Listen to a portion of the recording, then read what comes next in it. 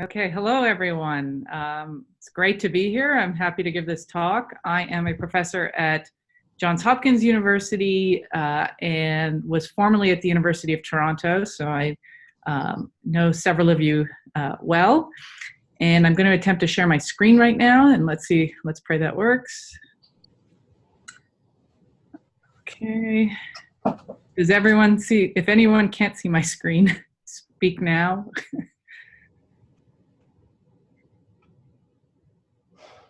Okay, otherwise, I am going to start. And if there's anything, if people want to stop and ask questions, I'm fine with that. If that becomes a challenge, of course, we can take questions at the end too. So I'm going to tell you about dynamos and exoplanets, and just a little bit about where this is coming from. My work started considering magnetic field generation or dynamos in solar system planets. And I've sort of bounced around the solar system depending on where we're getting new data from or where interesting questions lie. And then, of course, as exoplanets were being discovered and we were suddenly seeing the vast array of potential types of exoplanets out there, there were some fundamental questions about what would be or possibly be different in exoplanet dynamos. And so that's what we're going to try and cover here. So to start, we should maybe just do a quick how planets make magnetic fields summary. Magnetic fields need some ingredients in order to be generated in a planet. First of all, you have to have a region that's a good electrical conductor. For rocky planets, that's usually an iron core, but there are other possibilities in other planets. In addition to a good electrical conductor, you need to be able to have motions in that electrical conductor, and that typically means that the region has to be liquid or fluid of some sort. And those motions, they have to be fairly complicated enough. So for example, rotation motions or solid body rotation is not enough. You need to do something else as well. So if you have complicated motions in this electrically conducting fluid, then it can take magnetic field lines that are there and it can stretch and twist them, generating new magnetic fields. And if it can do this fast enough so that it's creating more fields than it gets destroyed through, say, ohmic dissipation, then we're in good shape and you can have a self-sustaining dynamo. So these three ingredients you can think of, electrically conducting region, complex motions, and vigorous enough motions or fast enough motions not to be decayed away. These are the main three ingredients, but they differ a little bit from planet to planet. So for example, in the terrestrial planets, we're usually talking about a liquid iron core as the electrical conductor. In the gas giants, Jupiter and Saturn, dynamo is actually generated in the metallic hydrogen region of the planet. So as you start going deeper and deeper in the planet, you're at high enough pressures that the hydrogen gets a significant electrical conductivity, eventually metallizing, and the conductivity is high enough that the dynamo is generated there. For the ice giants, for Uranus and Neptune, it's quite different. There, the dynamos are being generated in water-rich regions, in regions where water molecules are essentially broken up and ionized, and the conductivity of that tends to be good enough. Now, in terms of complex motions, it turns out that twisting helical type motions are the best for this, and it so happens that this kind of motion is what you would get if you have, for example, convection in a rapid rotator. So this is a natural way of generating these complicated motions. And when I say that the motions need to be vigorous enough, there is actually a special criteria that determines whether or not the motions are vigorous enough to generate a dynamo. So there's a special critical value of a number called the magnetic Reynolds number. And it's essentially just the speed of the motions times the size of your container times the electrical conductivity of the region. And if you multiply those three have to be big enough in order to generate a dynamo. So what have we learned from solar system dynamos in our planets?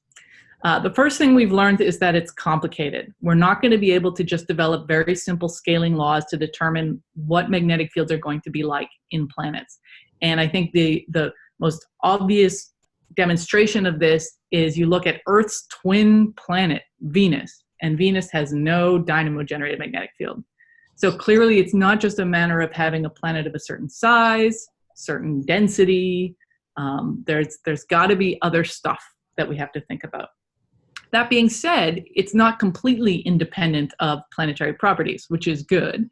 And one way you can see that is, for example, I've got a plot here that shows you the radial magnetic field at the surfaces of various planets. I'm trying to get my mouse to work here, and it's a weird thing, so we're going to ignore it. So these magnetic fields that you're seeing in these plots, I'm contouring the radial component of the field.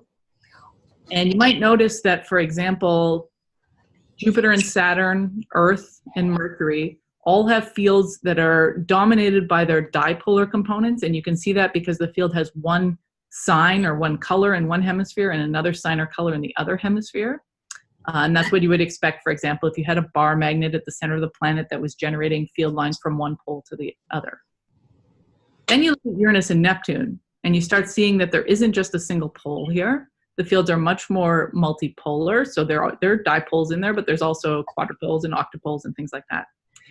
So the fact that Uranus and Neptune happen to have multipolar fields and happen to have fairly similar internal structures suggests to us that there is some dependence on interior structure and evolution, okay? So even though it's not going to be easy, and sometimes we can be wrong with things like Earth and Venus, there seems to be some dependence, and we'd like to take advantage of that dependence in order to actually use magnetic fields to learn about the interior structure of planets. So, what can exoplanet magnetic fields do for you? So I kind of broke this up into two scenarios and admit that they're not necessarily mutually exclusive, okay? So you can belong to two camps. You might belong to a camp that cares about exoplanets. And if so, then what magnetic fields can do for you is they can help you with exoplanet characterization. And I'm going to try and show you examples in this talk where if we could measure magnetic fields from planets, we might be able to say something about the composition and structure of their interiors. We might be able to say something about the habitability of the planets. And magnetic fields can even be used as a detection method, both for planets and potential moons for those planets. So we're going to talk about that. If instead, or in addition, you care about solar system planets, then exoplanets are really good for you because we are at a disadvantage in the solar system because we only have 8 planets. And we want to understand overall behavior, scaling laws. And in order to do that, you want as many examples as possible. And so exoplanets offer an incredible advantage in providing this test bed for scaling laws and theories. And so we can make some theories based on data we have from planets really close to us, and then we can test them by looking at what we know about from exoplanets. All right, so I thought I'd start with a couple of intriguing questions, things that I think are particularly challenging to answer, but hopefully get our brains thinking about why this might be important, okay? If a planet has a global magnetic field, then it can have a magnetosphere, this bubble that surrounds the planet and basically acts as a shield between the planet and the stellar or solar winds around it. And one could ask, if you think about how the habitable zone is defined nowadays in terms of distance from a star receiving a certain luminosity to create a surface temperature of a certain amount in order for liquid water to be stable at the surface, one could ask the question, should the existence of such a magnetosphere be added to the definition of a planet being habitable? We think there might be connections between the helpfulness of being protected from high radiation particles and the existence of life on a planet, and also the ability to retain an atmosphere and the existence of a planetary magnetic field and life. So one could ask the question as to whether or not we should start adding a criteria to habitability that includes the planet has a magnetic field, which of course then means we need to figure out how to measure that magnetic field or detect that magnetic field in order to decide if a planet is habitable. Another thing I'll bring up is specifically about rocky planets. If, or maybe I should say when, we detect a magnetic field from a rocky planet, that might be the easiest way that we can determine whether or not that planet has plate tectonics, okay? That's because for rocky planets, the ability to generate a magnetic field means that you have to have the core cooling relatively quickly. In order for the core of the planet to cool, the mantle has to cool relatively quickly.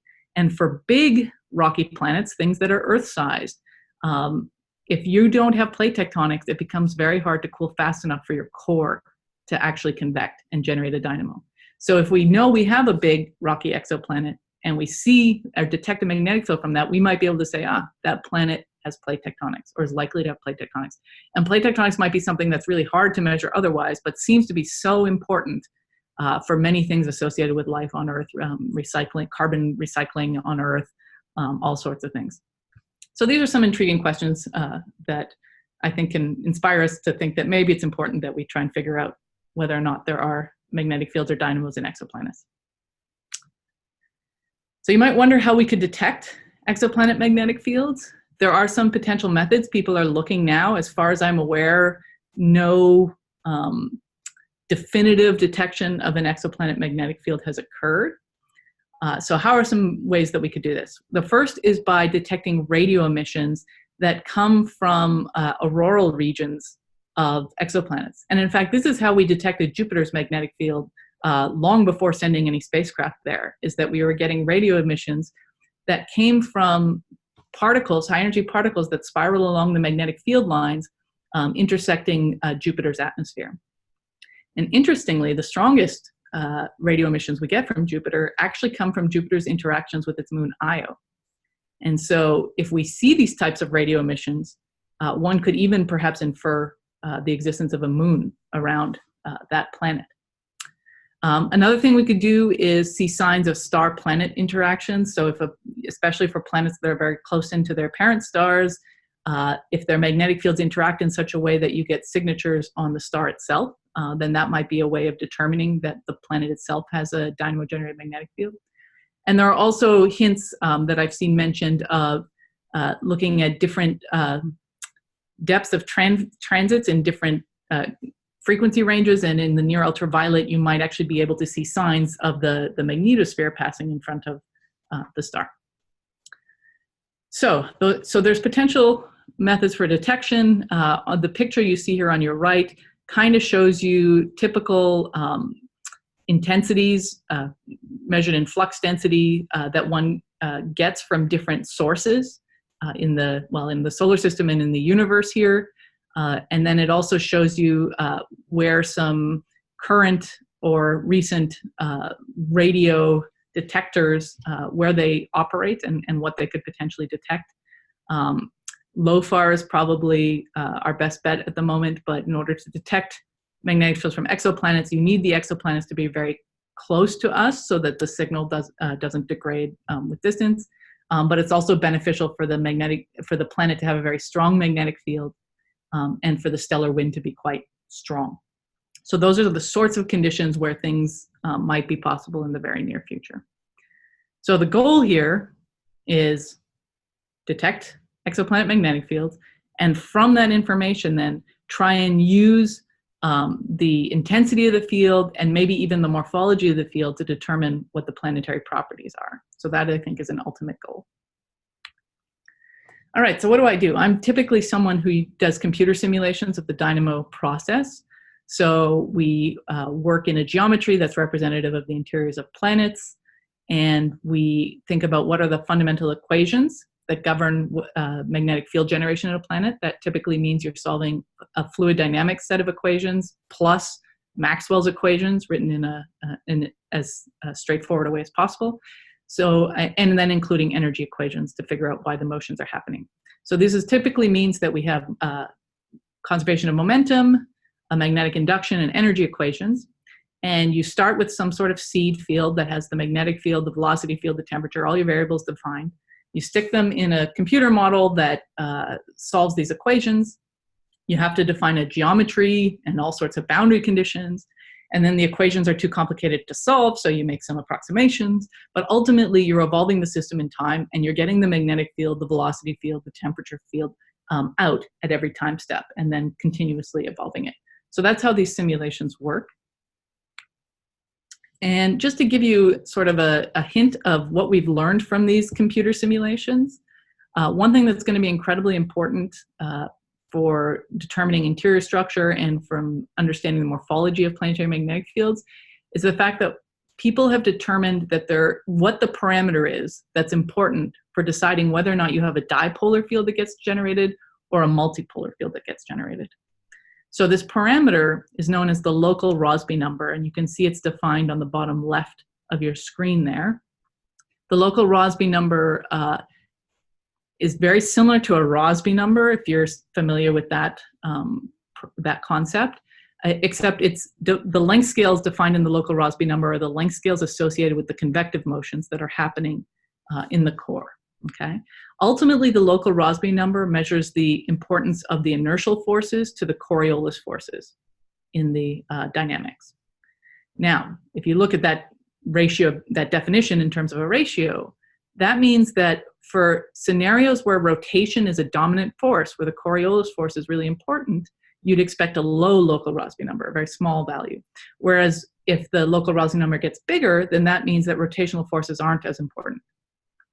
So when we have this definition of a local Rossby number, you can take computer simulations and you can calculate it for your simulations that are done at all sorts of different parameters. And you can see whether or not you produce a dipolar field or a multipolar field or something in between this regime we call a reversing field, where the field is dipolar most of the time but experiences a reversal every now and then. So Earth would fit in that reversing regime. And what people have found is that dipolar fields all happen in the scenarios where the local Rossby number is below some critical value, and multipolar fields happen when the local Rossby number is above a critical value, okay? So this might be the way to sort of explain when you expect to see a dipolar field versus a multipolar field. But then if you observed a dipolar field or a multipolar field, then you could start backing out some information about the dynamics. Now, the title of this talk was Exoplanet Magnetic Fields, What's Different? And I think this is a nice plot, and you could have picked several other potential similar plots in the literature for this sort of thing, right? This is a mass radius diagram for exoplanets, and in our solar system we have 8 dots of this, and the space in between is just completely filled with the different types of interior structures and of exoplanets. So what happens if you have a super Earth, or you have a mini Neptune, or a lava world? All these different types of planets, they're going to have a different set of compositions and even environments, how close they are to their parent star. And because of these different interior structures and environments, there's potential for novel magnetic field features. And so that's what we're trying to understand. But with a plot like this, you can see that you can pretty much try and simulate everything. And what we're really trying to look for are 2 things, I would say. One of them is, I'll call in a horrible way, low-hanging fruit. So basically, what are some obvious trends that we could expect that we could actually get observations from in the hopefully near future? And the second thing I would say is we're looking for, when do things become significantly different from what we're used to happening in our solar system planets? Okay, so I'm going to start by telling you about one class of planet that we looked at, and this was some work done by my former PhD student, Ryan Villan, in coordination with Lindy Elkins-Tanton at Arizona State. And so the goal here was to think about, let's say you have a rocky exoplanet that has a typical structure like Earth planets. So you have an iron-rich core surrounded by a rocky mantle, okay? But we're going to vary the mass, so we're going to make these things bigger or smaller. And we're going to vary the force balances. So we're going to try both low and high local Rossby numbers, right? So cases where the rotation is an important force and cases where it's not. An interesting point to think about, if you start by considering the interior structure, let's think about what this means for Earth. So Earth has a mantle that's made up of magnesium silicates ultimately, okay, and iron oxide is sort of the second most important thing. Then when you think about Earth, or basically any of the planets in our solar system, the rocky layer, the mantle layer, the majority of the materials there are electrical insulators at the typical pressures and temperatures we have in our solar system, okay? So when we start thinking about what might be different for exoplanets, we think about, well, let's start scaling up the mass, scaling up different parameters here and see how these material properties change, okay? Now, first of all, there's some what I would call likely expected scalings that you could think of. Okay? The bigger the iron core, the more intense we would expect the magnetic field to be, all other things being equal. Okay? The faster the rotation rate, the more dipolar we would expect the field to be, and hence the stronger the field would be at the surface, because it turns out that if you're generating the dynamo deep inside the planet, you can only observe it outside the planet. And the component of the field that sticks around the longest or doesn't decay as fast with distance is the dipole. So ultimately what you end up seeing near the surface of the planet is usually just the dipolar component of the field. Another thing that the magnetic field intensity will scale with is the energy you put in the system. So how hard you're driving the motions. Typically, if you drive it harder, you typically get a stronger surface field. Now, thinking about some of these things, especially the available energy to drive the dynamo, there is a what you could call a potential scaling that you would expect younger planets to be more likely to have a dynamo. That's mainly because of the available convective energy, but there's another thing here that we're going to have to mention, and that's as we start scaling up these rocky planets, we're going to start getting really high pressures in the interior. And it's possible that the pressure gets so high that the core becomes pressure solidified. And if the core is pressure solidified, then it can't generate a dynamo. But the youngest of these planets will be hotter, and so are more likely to be still liquid compared to older planets. So younger planets in general are more likely to have a dynamo based on these simple scalings. And that's something that in principle we could test if we could measure magnetic fields. Okay, so people have started doing these simple scaling laws. There's a paper by Peters, Driscoll, and Olson, and they consider sort of an optimal scenario. So they think of what are the best cases for convective power and so forth, and then they use standard scaling laws we even use for our planets to figure out how big would the dipole moment be as a function of planetary mass. And what you can see from a plot like this is that depending on what you consider for the interior structure and stuff, if you have, say, a 10 Earth mass planet, you're talking about a dipole moment that's about 20 to 25 times the Earth's current dipole moment. Okay, so that's the sort of scaling you would expect to see. Now, that's a simple, that's the right thing to do first, but it is a simple scaling, and I like thinking about complications. So I'm going to bring up a potential complication that may or may not help us. And that complication is that as we're getting to bigger and bigger planets, the pressures are getting higher, and some of those typical insulating silicate minerals we think of as being part of the mantle might actually metallize. So for example, experiments have shown that iron oxide, FeO, which makes up about 20% of Earth's mantle, actually metallizes at 60 GPa, which happens not too far down inside the Earth. So for example, in the Earth, the core mantle boundary pressure is around 135 GPa. So you're talking about almost halfway down, okay? But FeO is about 20% of the Earth's mantle.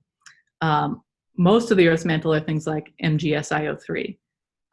People haven't done experiments or it's challenging to do experiments on certain materials, and so people use what are called analog materials. And people have done experiments on analogs like calcium SiO3. I'm sure it has a better name, and I'm not a geologist to give it. But what they found is that these materials do eventually metallize. So for example, calcium SiO3 metallizes at 600 GPa. And if you did a straightforward calculation, you would find that that's about the pressure you would get at the core mantle boundary of an exoplanet that's 5 Earth masses. Okay? Sapphire, this aluminum 2O3, metallizes at 300 GPa. So depending on what you think the major compositions are in the silicate mantle layer, or I should say in the mantle layers of your planet, it's possible that they are actually good electrical conductors. Okay? So what does that mean for us? That means we might have a scenario where you have a liquid iron core inside an exoplanet that's happily generating a magnetic field, but that magnetic field then has to interact with metallic materials in the mantle before it can get to the surface where we would be able to observe it. So what would happen to that magnetic field? That was the question we wanted to ask. So it turns out if you just try and do some thinking about this, it's not straightforward to figure out what would go on. Okay, and you can think about potential effects that a metallized layer in the mantle surrounding the dynamo could have. Okay, so just to give you a hint of how this could go, first of all, you would potentially decrease the viscosity of that mantle layer. Okay, decreasing the viscosity is good for you because it makes convection easier, which means your core could cool faster. Okay, and so you're like, that's great. Faster cooling is a way to drive faster motions in the core, and maybe you would generate a more vigorous dynamo. However, depending on how thick your mantle layer is, if your viscosity is sort of too different from everything around you, then it's possible that you actually end up with what's called layered convection, where that separate metallized mantle layer would convect separately from the rest, and that actually slows down core cooling because you have more layers to get through. So we don't know which is the case. Another thing that metallizing the mantle layer can do is it can increase the thermal conductivity of the mantle materials. And as you increase thermal conductivity, you actually make it easier for the core to cool from conduction. Easier for the mantle to cool from conduction, so it doesn't even have to convect. And that means the core can cool faster as well. Okay, so those are kind of up in the air, and it's hard to know what's going to happen in the mantle. But we can also try and think about some general electromagnetic effects that are happening on the magnetic fields themselves from the core. Okay, and electromagnetic effects of a metallized mantle layer surrounding the core can also have two potential effects on the core, on the field that we see. First of all, it can have a screening effect, which I'll talk about in a second. And it can also potentially generate new field through something we're calling a frozen flux shearing effect. Okay, so let's go into this a bit. So the screening effect. This is essentially a way you can think of as a Faraday cage model. Okay, so this is my very simple model of a planet where the gray region is meant to be the core, and that purplish region is meant to be that metal mantle layer surrounding it. Okay, and if you had time-varying magnetic fields being generated in the core, then those time-varying fields get attenuated as they go through that metallic mantle layer. And you can imagine as an observer, we're sitting on top of this metallic mantle layer trying to see the magnetic fields there. Okay, so time-varying fields decay with distance. Okay, and this is what's known as electromagnetic screening. Now, turns out that smaller scale structures in the core, non-dipole features, things that are beyond just the dipole length scale, tend to vary more quickly. So the smaller the scale, the more variable it is. And so this would suggest that the small scale, quickly varying components would be damped, and we wouldn't see those outside of the metallic mantle layer. Okay, so that's what the screening effect would do. It would make the field more steady, and it would make the field more large scale, but also weaker. Okay. So we decided to test this. And so we ran a series of dynamo simulation models. The little pie slices in your top there are meant to show different setups for the model. You can see that the RM is the radius of the top of the metallic mantle region. So we don't model anything in the insulating mantle above it. Okay. Then there's a radius of the core mantle boundary. So we've assumed a certain thickness for a metallic mantle layer surrounding the dynamo. Our results aren't too sensitive to this. If you start making this layer thicker and thicker, it turns out that everything happens in that bottom most of that layer. So it doesn't matter if you try and make this much, much thicker. The second thing we don't know is anything about the core geometry. Is there a solid inner core like there is in the Earth?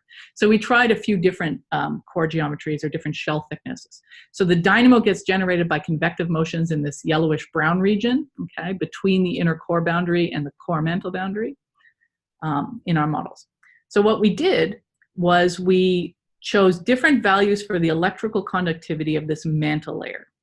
You could imagine if it was sort of all pure metal, then we could expect maybe the conductivity of the mantle to be very similar to the conductivity of the core. So then we would have a ratio for this electrical conductivity that I have on the right here of being 1.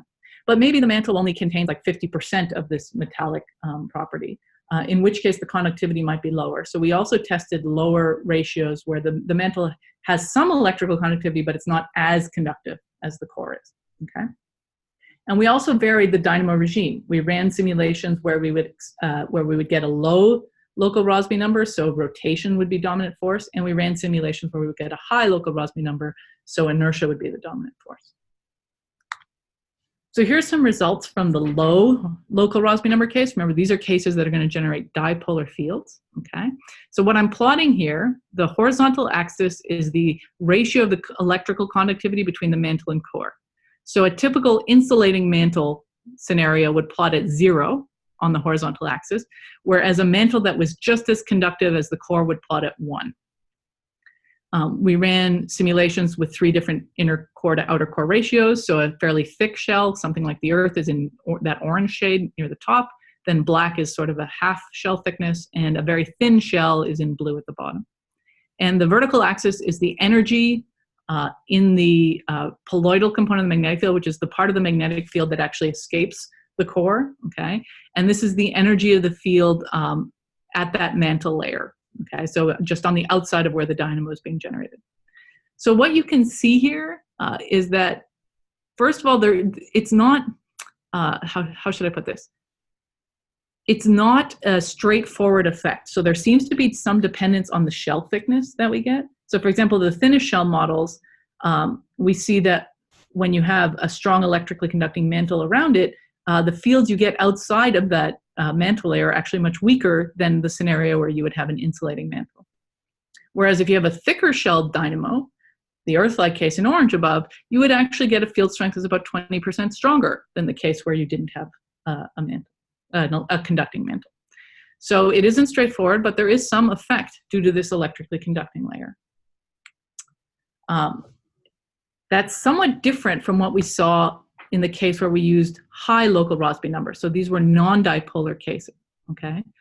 So these pictures are meant to show you what the field looks like at the top of the core mantle boundary. So this is just under the metallic mantle layer on the left there where it says CMB. I should have said CMB is not cosmic microwave background, it's the core mantle boundary, okay? So those are the fields that we see at the top of the core. And the top field you see is a scenario where we didn't have any metallic mantle layer. And the bottom scenario is a field you see when we do have a metallic mantle layer. Now you start noticing these and you say, yeah, okay, so the fields are pretty small in scale and they're kind of scattered all over the place. And it might not be obvious immediately, but if you look at the bottom picture, notice that most of the blue spots are located in the southern hemisphere and most of the red spots are located in the northern hemisphere. Whereas in the top picture, where we didn't have a metallic mantle, it's sort of distributed randomly. So the top picture we expected. The top picture is the field at the core mantle boundary when we ran in a scenario where we were at high local Rossby number and we're expecting a non-dipolar field, and this is what a non-dipolar field looks like, okay? The bottom picture used exactly the same local Rossby number, just added an electrically conducting solid mantle layer above it, and the field became dipolar. This concentration of red field in one hemisphere, blue field in another, is screaming, I am very dipolar. And you can see that quite well if you look at what the fields look like at the surface of the planet. So we have to screen through the metallic mantle layer, and then also you're moving further away in distance from the dynamo region. And the field that we saw for a case where we didn't have a metallic mantle layer was still quite non-dipolar, although larger in scale than the field at the core mantle boundary. That's the figure in the top right. Okay. Whereas the field where we did have a metallic mantle layer was actually quite dipolar. Okay. So what does this mean in terms of an observational constraint? If you could detect a multipolar magnetic field for an exoplanet, a rocky exoplanet, I would say from this that there is no metallized mantle layer in that planet, and that constrains the composition. Okay. So this is the kind of constraint that we could put on observations. All right, so just to summarize the scenario for the rocky exoplanets. When you have a metallic mantle layer, the only result you seem to get out of it is a dipolar field. Because in the case where we started with a dipolar field, we ended with a dipolar field.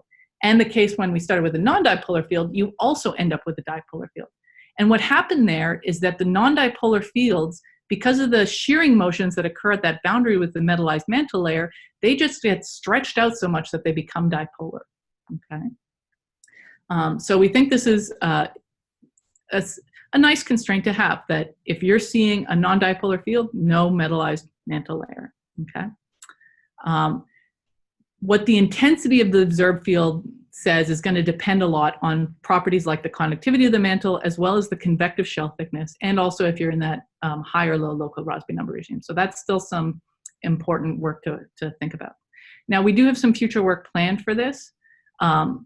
These metallized mantle layers, they don't have to be solid. If you might have certain planets where they're actually liquid, and if they're liquid, they might be a place where the dynamo generates as well. And there's been some recent work on this as well. The paper came out in 2018 by Francois Souberin and Burkhard Militzer, looking at, is there enough energy and types of critical parameters for these mantle layers to generate a dynamo themselves. So it'd be interesting to start running dynamo simulations where we maybe couple dynamos happening in the core and the mantle, or consider cases where the core is solid and not generating a dynamo, but the mantle layer is. Okay. So now I'm going to move on. I'm going to move on to water-rich planets. Can I ask you one question in between? Yes, please. So I'm wondering, you say basically you can put constraints on rock composition.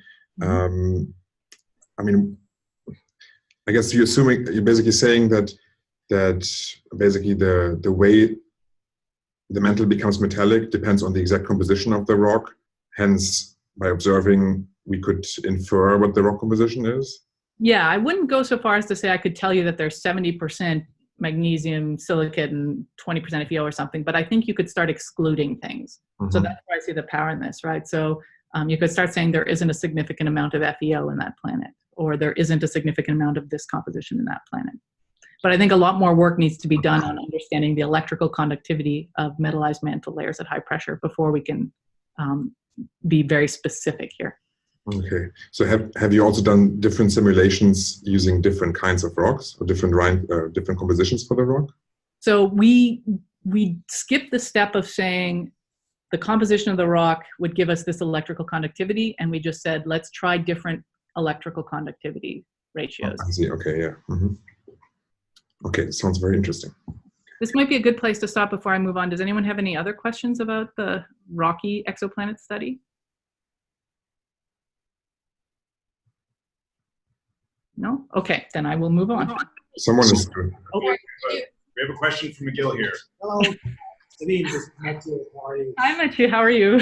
It's a question also of comment on, the idea that if by looking at the geometry of the magnetic field, you can say something about the mantle.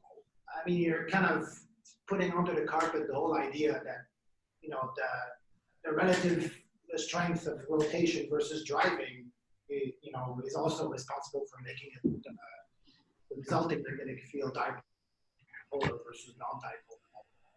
Just that point. Yeah, so definitely that's what I was trying to say in this fourth point here, is that there are other things as well, like the dynamo regime, and that's where things like the rotational forcing are going to come in.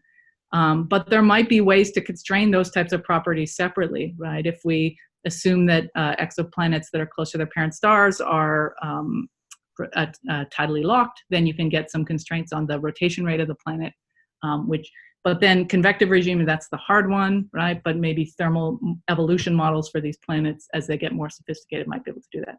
But it is absolutely the case that you cannot, at this moment, separate these effects. I agree with that. One more question from McGill. I'm a geologist. Are you able, excuse me, my voice, with your simulations, are you able to create an early magnetic field on Mars or Mercury, for example, where it may have conductive layers to the sulfur? So I've done some work both on Mercury and Mars's dynamos, and people have done, lots of people have done work on Mars's dynamos and showed that early on, their thermal budget seems to suggest that you could run a dynamo for a short period of time. It turns out that impacts happen to be I would say, a major open question at the moment. So yes, if you put enough sulfur in the core, you can keep it liquid long enough to generate a dynamo, and even explain why the core is still liquid today on Mars. Mars seems to have experienced some big impacts, and there's work suggesting that the energy from these impacts could actually thermally stratify the cores. And if you thermally stratify the core, you kill the dynamo. And so I think that's an open question at the moment in terms of how much of that energy from impacts makes it to the core, and is that something that killed the dynamo? For Mercury, there's lots of work being done on trying to understand how on Earth Mercury could generate a dynamo because it's such a small planet. And we thought it cooled quickly, but yeah, you add sulfur to the core and suddenly you lower that melting temperature enough that you can keep it liquid for long. There are big open questions for Mercury. The field seems to be have a fairly large quadrupole component. So the quadrupole of the field is about 40% of the dipole component of the field. I think if I'm remembering that number right.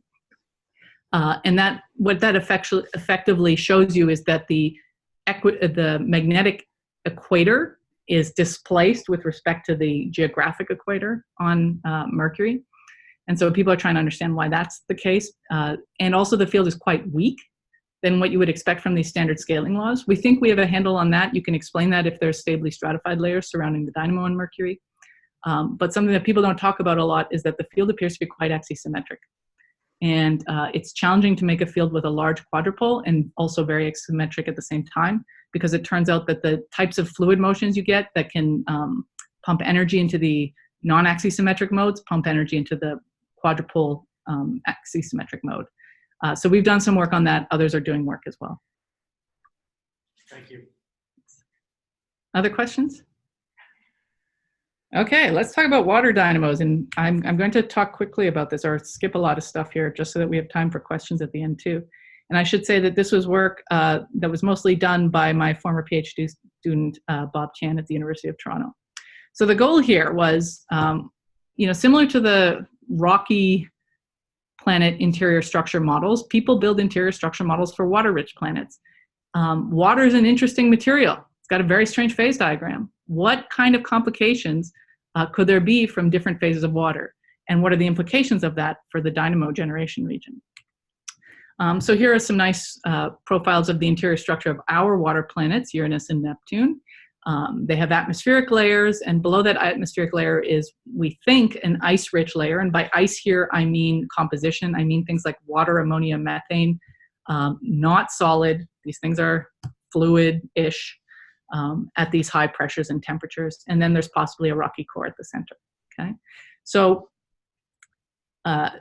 just a reminder that Uranus and Neptune are the planets in our solar system whose magnetic fields are not like the others. They're the multipolar fields. So that's why we started getting interested in what might be happening in water-rich exoplanets. And something that should be mentioned here, you might think about the fact that that local Rossby number calculation, could it predict that Uranus and Neptune have multipolar fields, whereas the other planets in our solar system don't? And if you do a simple calculation of this, you find out no, it actually predicts that Uranus and Neptune's fields are quite dipolar, unless you have the dynamo of Uranus and Neptune only operate in a thin shell near the top of the water layer. So that's what I'm calling unstable ice here, is ice that's convecting. And if for some reason the region below it is stable to convection, then you get this thin shell, and then that L in the local Rossby number, that length scale, is smaller, and Uranus and Neptune suddenly are predicted to have multipolar fields. So it can work in our solar system, but it requires this concept that not the entire ice-rich region is involved in the dynamo.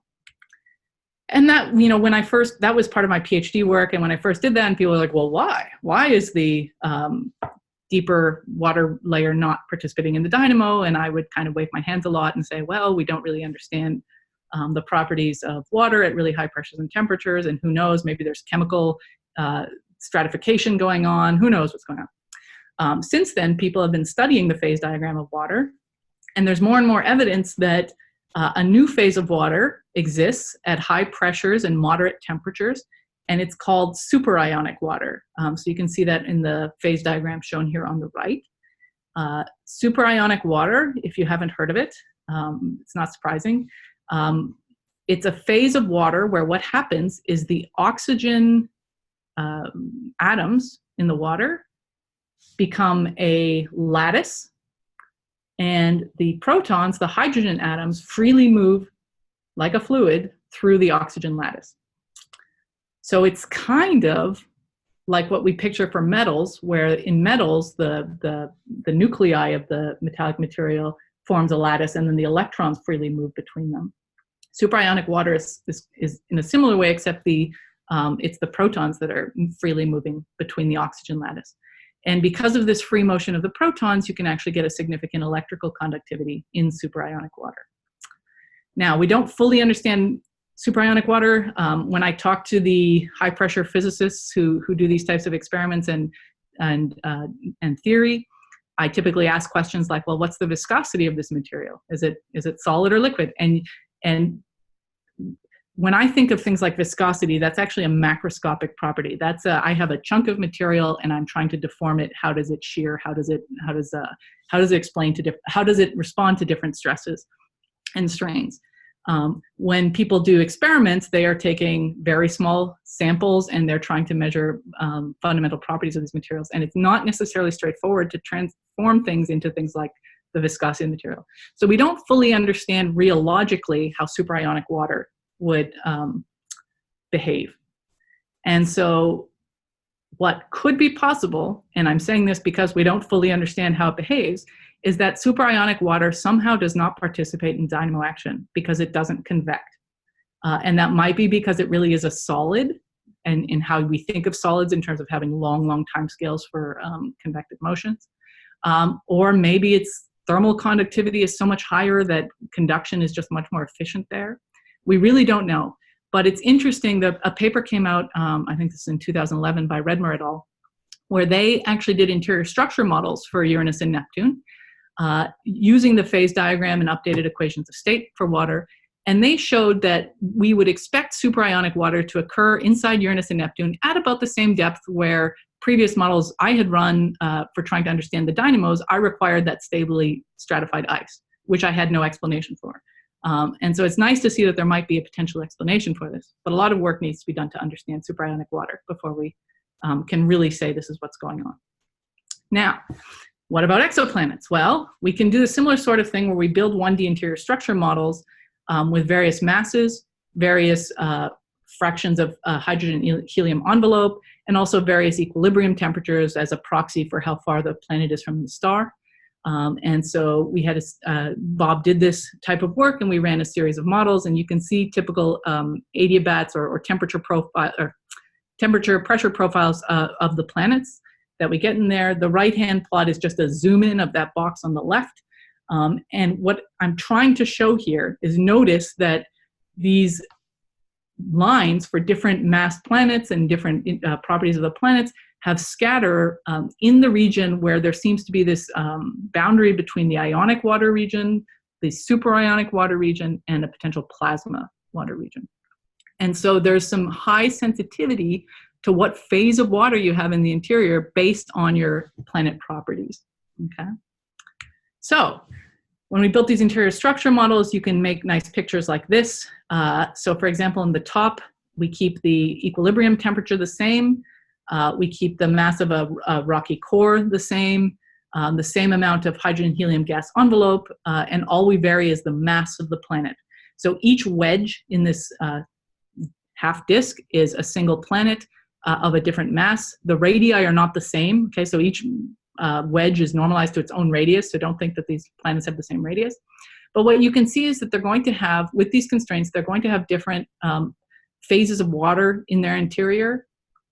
So for example, when you have the low mass planets on the right-hand side of the plot here, like a 1 Earth mass water-rich planet, below the hydrogen helium envelope, you mostly get a small molecular water layer and then an ionic water layer. And the dynamo could be generated in that ionic layer. But as you start increasing the mass of the planets, you start getting models where a major component of their interior is actually in the superionic regime, okay? In this case, if we assume that superionic water does not participate in the dynamo, like it seems not to in our planets, then the models that are much bigger here, more massive on the left-hand side of the plot, like the 19 and 17 so far, only have very thin ionic layers where the dynamo could be generated and very thick superionic layers below. And you can see kind of where Uranus and Neptune, they're plotted there at 15 and 17 as where they would fit in this picture, and that's actually probably a decent interior structure similar to what we expect. The warmer you make the equilibrium temperature, and this would respond to or correspond to planets that are closer to their parent stars, the more the interior gets warm, and so you can actually get into a plasma region as well. We don't really know what that means. Plasma is probably going to be involved in the dynamo unless the material properties are such that something we haven't thought of yet. But what we found is that planetary mass seems to be particularly a sensitive parameter in terms of determining whether you're going to have a large superionic layer in these planets.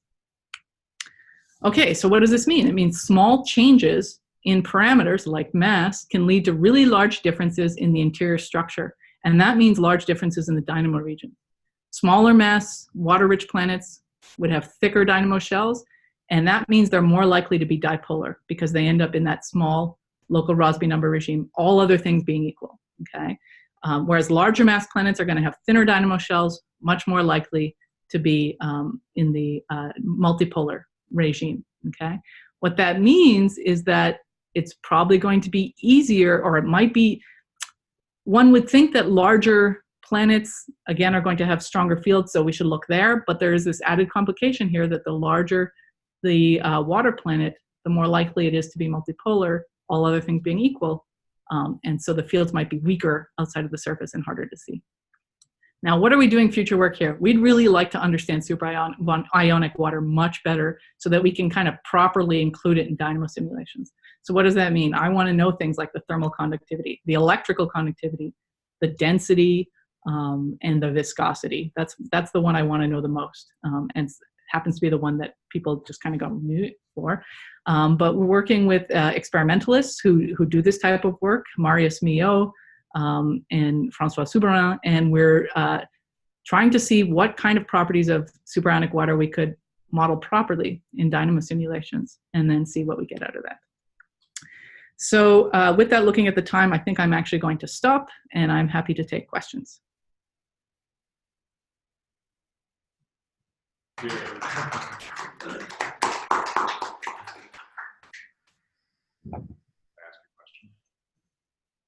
Hey Sabine, this is Nick Cowan at McGill.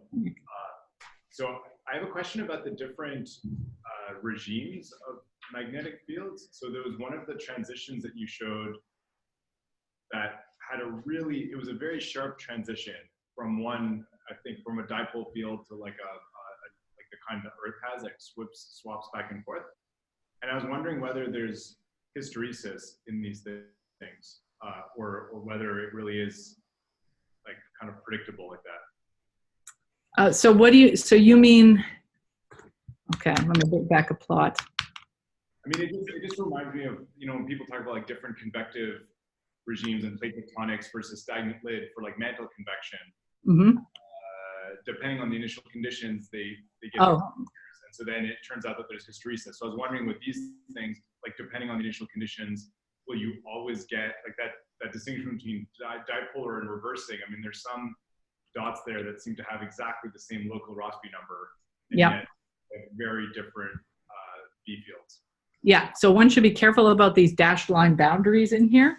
And I should mention that the actual transition critical value can depend on sometimes things like the boundary conditions you're using and the type of driving force you have. So if you have internal heating, for example, the critical Rossby number is slightly different than the other one. So that's why you're seeing some things plotting on top.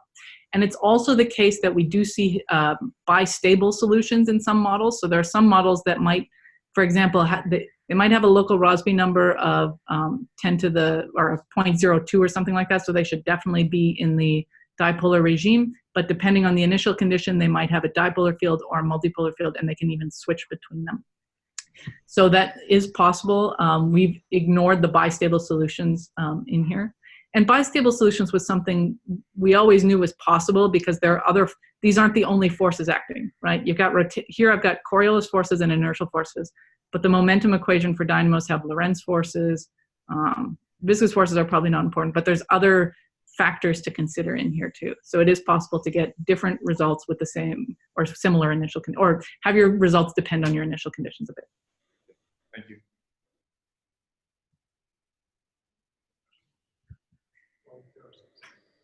I can ask a question if nobody has a question. Can you hear me if I shout? Yes.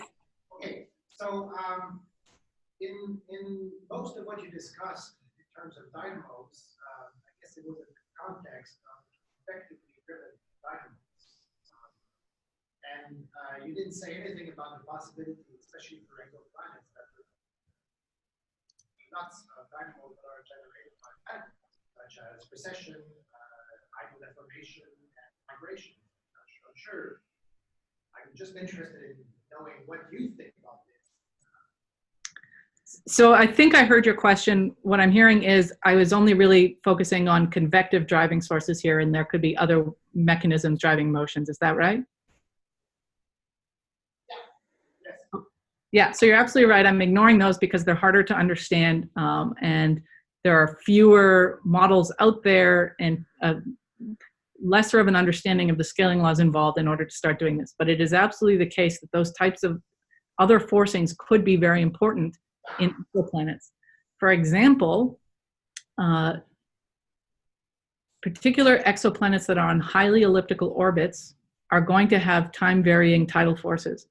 And that time-varying tidal forces could generate heat in the interior, keep them, for example, if they're rocky, keep them molten longer. I'm trying to remember, there's one in particular that we were looking at the other day, and I can't remember which one it is now, but that we think might be a good candidate for having an added driving force due to tidal heating. The question is how much of the tidal heating goes into the mantle versus the core, and you have to understand those types of properties before we can figure that out.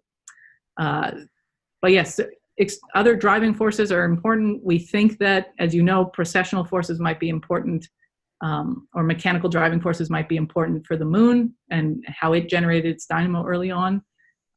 There's no reason to think that those things wouldn't happen for exoplanets as well. So there's definitely more we can do, and this definitely just focused on the convection-driven cases.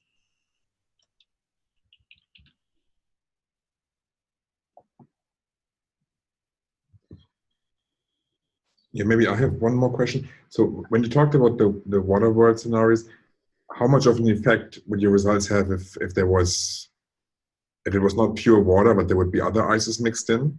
Yeah, great question. So the short answer is we don't know. The longer answer is people are starting to do experiments on mixtures.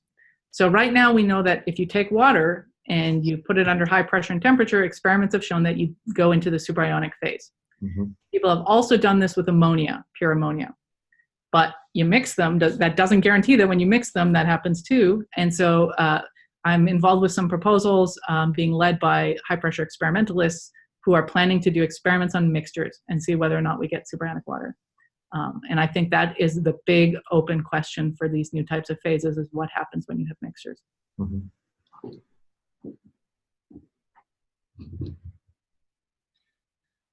All right, if there are no more questions, then let's thank Sabine one more time.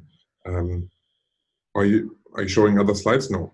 No, I'm trying to stop sharing my screen, but I don't have a mouse, and so it's challenging. Okay, all right. Yeah, this was actually a really great overview, and I think it was perfect for our TEPS team to see these aspects of interiors. Great, thank you very much. Yeah, thanks for doing this. I'm sorry that I couldn't be there from minute one. I had another meeting before, and I meant to be here exactly at 12, but I was a few minutes late. But anyway, it was great to have you here. And yeah, I'm sure we will follow the science, and we also have basically this recorded here, so even the people that couldn't attend today can revisit this. Okay. And if anyone has future questions, please feel free to just contact me. Okay, great. Thank you.